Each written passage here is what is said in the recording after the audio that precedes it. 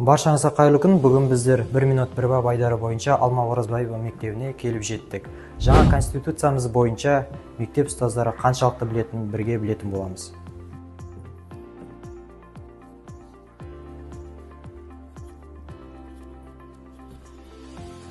Қайырлы күн. Жаңа конституциямыздың жобасындағы бірінші бап туралы өз ойыңызды айта кетсеңіз. Қайырлы күн. Енді бірінші баптағы айтылған мәселе өте маңызды деп есептеймін, себебі бұнда адам мемлекеттің ең қымбат қазынасы деп айтылған. Мен өзі осы қызмет барысында қызметкерлермен және оқушылармен тығыз қарым-қатынаста жұмыс жасаймыз. Әрбір қызметкердің және білім алушының өзінің арманы, ойы, пікірі, болашаққа жоспары бар.